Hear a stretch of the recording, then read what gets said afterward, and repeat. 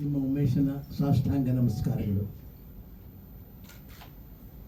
ಈ ದಿವಸ ಸುರದಲ್ಲಿ ಕೀಳಿ ಯಾವುದು ಒಂದು ಹಾಡುಗಳನ್ನು ನೋಡಿದ್ರಿ. ಆ ಹಾಡು ಒಂದು ಸಾಹಿತ್ಯನೇ ಹೇಳುತ್ತೆ. ಆ ಕೀಳು ಯಾವುದು ಅನ್ನೋ ಹಿನ್ನೆಲೆ ಬೇಕಾದಷ್ಟು ಕಥೆಗಳಿದೆ ಅಂತ ಎಲ್ಲ ಕಣ್ಣು ಮುಂದೆ ಬಂದುಬಿಡುತ್ತೆ. ಯಾಕೆಂತಂದರೆ ಇವತ್ತು ನಾವು ನೋಡ್ತಾ ಇದ್ದೀವಿ, ನಾವು ಸ್ಪರ್ಶ ಅಸ್ಪರ್ಶ ಅನ್ನೋ ಒಂದು ಈ ಜನ ಅದು ನೋಡಿ ಎಷ್ಟು ವರ್ಷ ಆಯಿತು ನೋಡಿ, ಆ ಮೇಲು ಕೀಳು ಅನ್ನೋದು ಇನ್ನೂ ಹೋಗೇ ಇಲ್ಲ. ಇದು ಜಾತಿ ಜಗಳ ಇದು ಹೋಗೇ ಇಲ್ಲ ಇನ್ನೂ. ಯಾಕೆ ನನಗೆ ಅನ್ಸುತ್ತೆ ಇದೆಲ್ಲ ಯಾಕೆ ಅಂತ ಅನ್ಸುತ್ತೆ. ಒಂದ್ಸತಿ ನನಗೆ ಶೂಟಿಂಗ್ ನಡೀತಿತ್ತು ರೋಡ್ ಪಕ್ಕದಲ್ಲೇ. ಅಲ್ಲಿ ಬೋರಲ್ಲಿ ಒಬ್ಬರು ಕ್ಲೀನ್ ಮಾಡ್ತಾಯಿದ್ರು, ಒಬ್ಬ ಪೌರ ವ್ಯಕ್ತಿ.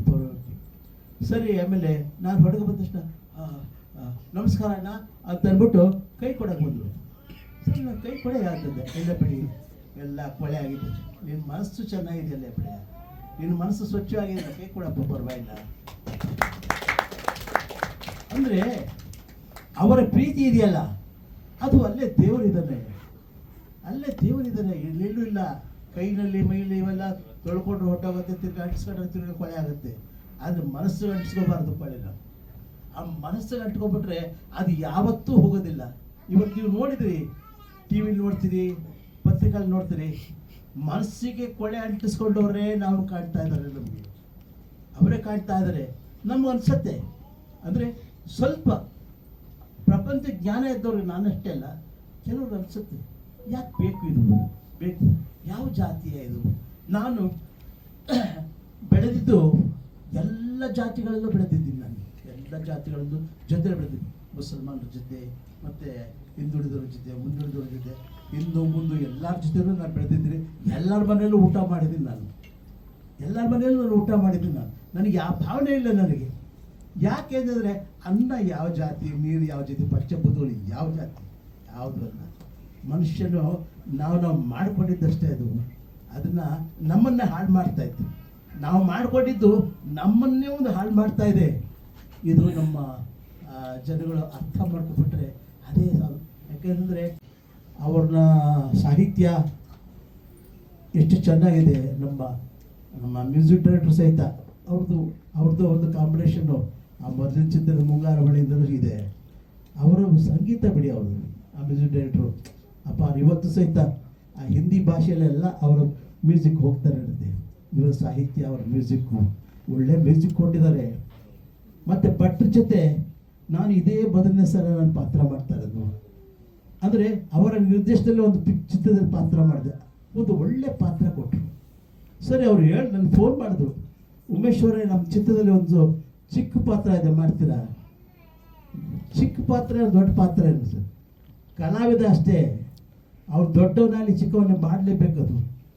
ಮಾಡ್ತೀವಿ ಸರ್ ನಾವು. ಯಾಕೆಂದರೆ ನಾವು ಅದು ಚಿಕ್ಕ ಪಾತ್ರ, ಈಗ ಕೆಲವರು ಇರ್ತಾರೆ ಪಾಪ, ಅವ್ರನ್ನ ಅದಕ್ಕೆ ಅದಕ್ಕೋಸ್ಕರ ಅವ್ರು ನನ್ನ ಕೇಳೋದು, ನಮ್ಗೆ ಆ ಪಾತ್ರ ಮಾಡಲಿ, ನಮ್ಗೆ ಇಷ್ಟು ಬೇಕು, ಇದು ಬೇಕು, ಇಂಥ ಕ್ಯಾರೆಕ್ಟರ್ ಹಿಂಗೆ ಹೋಗಂತ ಮಾಡ್ತಾರೆ. ನಮ್ಗೆ ಏನೂ ಇಲ್ಲ, ನಮಗೆ ಯಾರ ಪಾತ್ರ, ನಾವು ನಿರ್ದೇಶಕರ ಕೈ ಕೂಸು, ನಾವು ಕೈ ಕೂಸು. ಅವ್ರು ಹೇಗೆ ಹೇಳ್ತಾರೋ ನಾವು ಹಾಗೆ ಕೇಳ್ತೀವಿ. ಒಂದು ಸೀನ್ ಆಗಿರ್ಬೋದು ಅಥವಾ ಒಂದು ಪೂರ್ತಿ ಪಿಕ್ಚರ್ ಇರ್ಬೋದು, ಮಾಡ್ತೀನಿ ಅಂದರೆ ಅದ್ರಲ್ಲಿ ಒಳ್ಳೆ ಪಾತ್ರ ಕೊಟ್ಟರು. ಆ ಡ್ರಾಮಾ ನೋಡಿ, ನಾನು ಡ್ರಾಮಾದಿಂದಲೇ ಬಂದವನು ಸಿನಿಮಾ ರಂಗಕ್ಕೆ. ಆ ಡ್ರಾಮಾದಲ್ಲಿ ಒಳ್ಳೆ ಪಾತ್ರ ಕೊಟ್ಟರು. ನನಗೆ ಬಹಳ ಖುಷಿಯಾಯಿತು. ನನಗೆ ಈ ತಂಡದಲ್ಲಿ ಪ್ರತಿಯೊಬ್ಬರು ಸಹಿತ ನನ್ನನ್ನು ಬಹಳ ಚೆನ್ನಾಗಿ ನೋಡಿಕೊಂಡ್ರು, ನನಗೆ ಭಾಳ ಚೆನ್ನಾಗಿ ನೋಡಿಕೊಂಡ್ರು.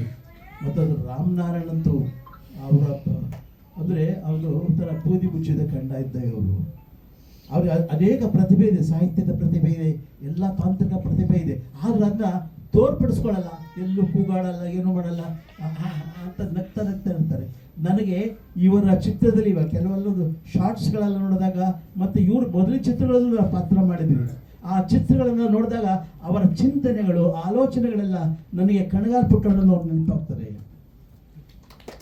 ಕಣಗಾಲ್ ಪುಟ್ಟಣ್ಣನ ಅವ್ರು ಸಿಗ್ತಾ ಹೋಗ್ತಾರೆ. ಒಂದು ಚಿತ್ರ ಮಾಡಿದ್ರೆ ಅದಕ್ಕೆ ಏನು ಬೇಕು, ಯಾವ ಶಾರ್ಟ್ಸ್ ಯಾರಿಗೂ ಗೊತ್ತಾಗಲ್ಲ. ಪುಟ್ಟಣ್ಣವ್ರು ಶಾರ್ಟ್ಸ್ ಇಟ್ಟರೆ ಹಂಗೆ ಶಾರ್ಟ್ಸ್ ಇಡ್ತಿದ್ರು. ಸ್ಕ್ರಿಪ್ಟ್ ಸಹಿತ ಇರ್ತಿರಲಿಲ್ಲ. ಯಾಕಂದರೆ ಹಿಂಗೆ ಆಗಬೇಕು ಸುಧಾರ ಅಂದರು.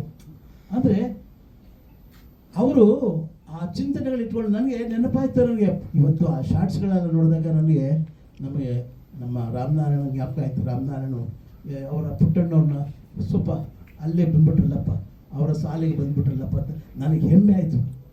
ಇಂಥ ಪುಟ್ಟಣ್ಣನವ್ರು ಬೆಳಿಬೇಕು, ನಮ್ಮ ಕನ್ನಡ ಚಿತ್ರದಲ್ಲಿ ಇಂಥ ನಿರ್ದೇಶಕರು ಬೆಳಿಬೇಕು. ಅದಲ್ಲದೆ ನಾನು ಇಲ್ಲಿ ತನಕ ಸುಮಾರು ಒಂದು 800-900 ಮೇಲಾಗಿದೆ, ಸಾವಿರಾರು ನಾಟಕ ಆಗಿದೆ, ಸಾವಿರಾರು ಸೀರಿಯಲ್ ಆಗಿದೆ. ಯಾಕೆಂದರೆ 76 ವರ್ಷ ಆಯಿತು ನಾನು ಬಣ್ಣ ಹಚ್ಚಕ್ಕೆ ಶುರು ಮಾಡಿ.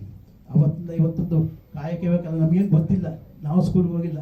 ಹುಟ್ಟಿದ್ದಾಗಲೇ ಶುರುವಾಯಿತು ಉಪವಾಸ, ವನವಾಸ, ನಾಟಕ, ಕಮ್ಯುನಿಸ್ಟ್ ಸಹವಾಸ ನಮಗೆ. ಹಾಗೆ ಬಂದ್ಬಿಟ್ವಿ ನಾವು.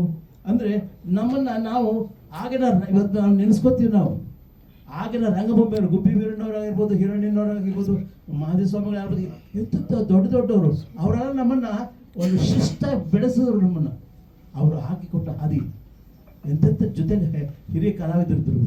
ಅವರೆಲ್ಲ ನಮ್ಮನ್ನು ಜೊತೆಯಲ್ಲಿ ಇದ್ದಿದ್ದರಿಂದ, ಅವ್ರ ಜೊತೆಯಲ್ಲಿ ಇದ್ದಿದ್ದರಿಂದ ಅವ್ರು ನಮಗೆ ಹಾಕಿಕೊಟ್ಟ ಪಾಠ ಇದೆಯಲ್ಲ, ಅದನ್ನು ಹಾಗೆ ಮುಂದುವರಿಸ್ಕೊಂಡು ಹೋದ್ವಿ.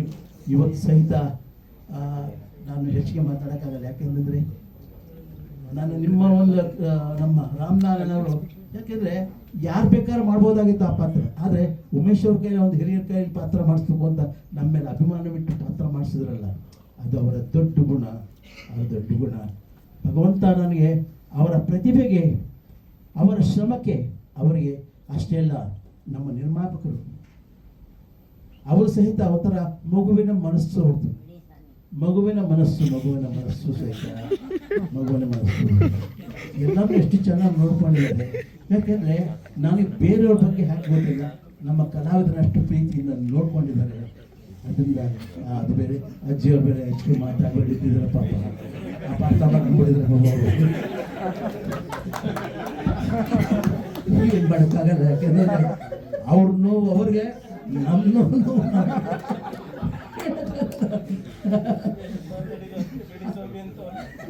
ಅದೇ ಅಪಾರ್ಥ ಮಾಡ್ಕೊಂಡ್ಬಿಟ್ಟಿದ್ದಾರೆ.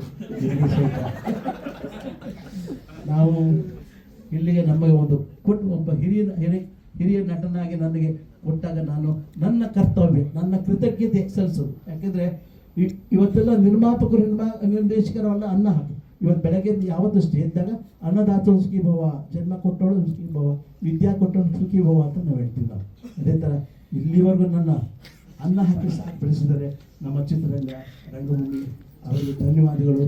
ಮತ್ತು ಈ ಚಿತ್ರ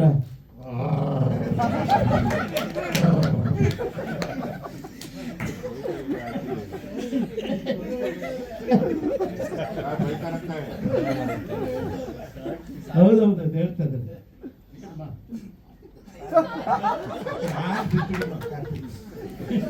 ಸಾಕು ಅಂತ ಹೇಳಿದವ್ರು ನೀವು ಒಬ್ಬರೇ ನೋಡಿ.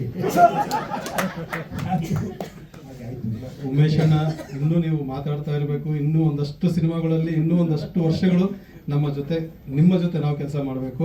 ಸೊ ಇಂಥ ಹಿರಿಯ ಕಲಾವಿದರೆಲ್ಲ ನಮ್ಮ ಜೊತೆಯಲ್ಲಿರೋದು ನಮಗೆ ಬಹಳ ಬಹಳ ಸಂತೋಷ. ಧನ್ಯವಾದಗಳು.